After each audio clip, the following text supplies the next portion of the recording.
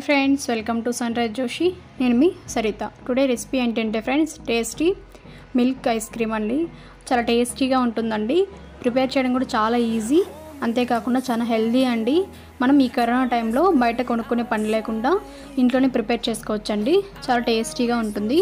అచ్చం మనం బయట ఎంతో టేస్టీ అండ్ హెల్దీ పాల ఐస్ క్రీమ్ని ఎలా ప్రిపేర్ చేయాలో ఈ వీడియోలో చూద్దాం. ఫస్ట్ టైం మీరు నా వీడియో చూస్తున్నట్లయితే దయచేసి సబ్స్క్రైబ్ చేసుకోండి. ఇప్పుడు మనం మిల్క్ ఐస్ క్రీమ్ ఎలా ప్రిపేర్ చేయాలో చూద్దాం. ముందుగా ప్యాన్ తీసుకొని అందులోకి నేను 1/2 లీటర్ పాలను తీసుకుంటున్నానండి. మీరు ప్యాకెట్ పాలన తీసుకోండి, లేకపోతే మనకు బయట డైరీలో అవైలబుల్లో ఉన్నటువంటి ఏ పాలన తీసుకోవచ్చండి. పాలు మనకు ఒక పొంగు వచ్చిన తర్వాత అడుగు మాడకుండా ఇలా కలపెట్టుకుంటూ ఉండాలి. అంతేకాకుండా స్టవ్ను మనం మీడియం ఫ్లేమ్లోకి టర్న్ చేసుకోవాలి. పాలను మనం బాగా మరిగించుకోవాలండి. మనం పాలని ఎంత బాగా మరిగించుకుంటే మనకు మిల్క్ ఐస్ క్రీమ్ అనేది అంత టేస్టీగా ఉంటుందండి. ఈ విధంగా మనం తీసుకున్న పాల క్వాంటిటీలో సగం అయ్యేంత వరకు ఈ విధంగా మరిగించుకోవాలండి. ఈ విధంగా మనం మరిగించుకున్న తర్వాత ఇప్పుడు ఇందులోకి మనం షుగర్ని యాడ్ చేసుకోవాలండి. షుగర్ క్వాంటిటీ అనేది మీ ఇష్టం అండి. నేను తీసుకున్నటువంటి 1/2 లీటర్ పాలకి 3/4 కప్పు షుగర్ని యాడ్ చేసుకుంటున్నాను. 3/4 కప్పు షుగర్ అనేది కరెక్ట్గా సరిపోతుందండి. మీకు ఇంకా షుగర్ ఎక్కువ కావాలనుకుంటే ఎక్కువ కూడా యాడ్ చేసుకోవచ్చు. ఈ విధంగా షుగర్ని యాడ్ చేసుకున్న తర్వాత ఒకసారి బాగా మిక్స్ చేసుకోవాలి. స్టవ్ని మీడియం ఫ్లేమ్లో పెట్టుకొని ఈ విధంగా మనం కలుపుకోవాలి షుగర్ కరిగేంత వరకు.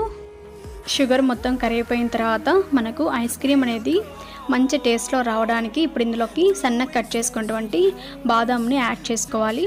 ఈ బాదాంని యాడ్ చేయడం వల్ల మిల్క్ ఐస్ క్రీమ్ అనేది అచ్చం మనం బయట కొన్నట్లే మంచి టేస్ట్ వస్తుందండి. ఇవి యాడ్ చేసిన తర్వాత ఒక 2 నిమిషాల పాటు బాయిల్ చేసుకోవాలి. ఈ విధంగా 2 నిమిషాలు మనం బాయిల్ చేసుకున్న తర్వాత ఇప్పుడు ఇందులోకి 1/2 టీ స్పూన్ ఇలాచీ పౌడర్ని యాడ్ చేసుకొని మిక్స్ చేసుకోవాలి.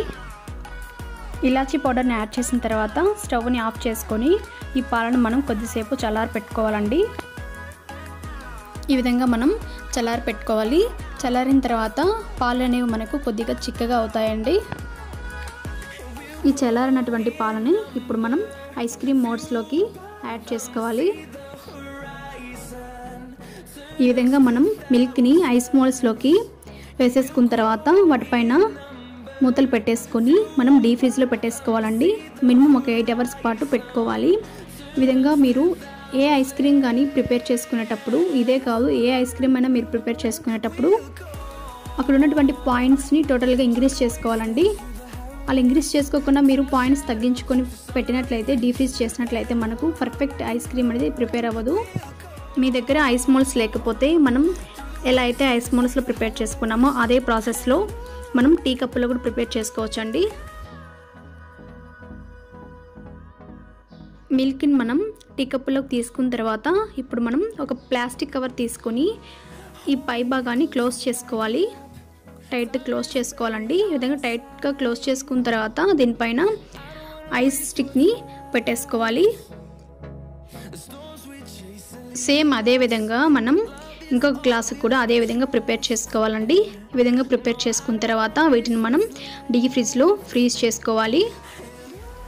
8 గంటల తర్వాత డీప్ ఫ్రిడ్జ్ నుంచి బయటకు తీసి ఇప్పుడు మనం ఈ ఐస్ మోల్డ్స్ని ఒక నార్మల్ టెంపరేచర్లో ఉన్నటువంటి వాటర్లో కొద్దిసేపు ఒక 10 సెకండ్స్ పాటు డిప్ చేసుకోవాలండి. ఈ విధంగా డిప్ చేసుకున్న తర్వాత వీటిని పక్కన పెట్టుకోవాలి. సేమ్ అదే విధంగా గ్లాస్ని కూడా డిప్ చేసుకోవాలండి. ఈ విధంగా డిప్ చేసుకున్న తర్వాత దానిపైన పెట్టినటువంటి కవర్ని నిదానంగా ఓపెన్ చేసుకోవాలి.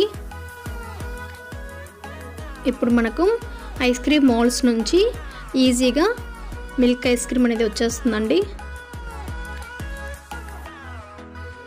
చూసారు కదండి, టేస్టీ మిల్క్ ఐస్ క్రీమ్ అనేది రెడీ అయిపోయింది. సేమ్ అదే విధంగా అనదర్ మోల్డ్ కూడా ఓపెన్ చేస్తాము.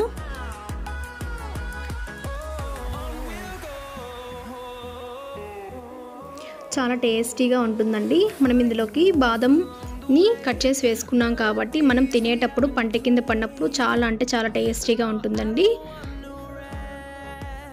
ఇప్పుడు మనం సేమ్ అదే విధంగా గ్లాస్లో వేసుకుని కూడా ఓపెన్ చేసి చూస్తే చూడండి ఎంత బాగా రెడీ అయిపోయిందో. చాలా అంటే చాలా టేస్టీగా ఉంటుందండి. మీ ఇంట్లో చిన్నపిల్లలు ఉన్నట్లయితే ఈ విధంగా ప్రిపేర్ చేసి పెట్టండి, చాలా ఇష్టంగా తింటారు.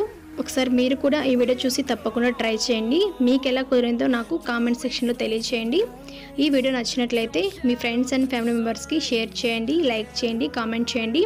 ఇలాంటి సింప్లీ అండ్ సూపర్ రెసిపీస్ కోసం మన సన్ రైజ్ జోష్ ఛానల్ని సబ్స్క్రైబ్ చేసుకోండి. Thanks for watching.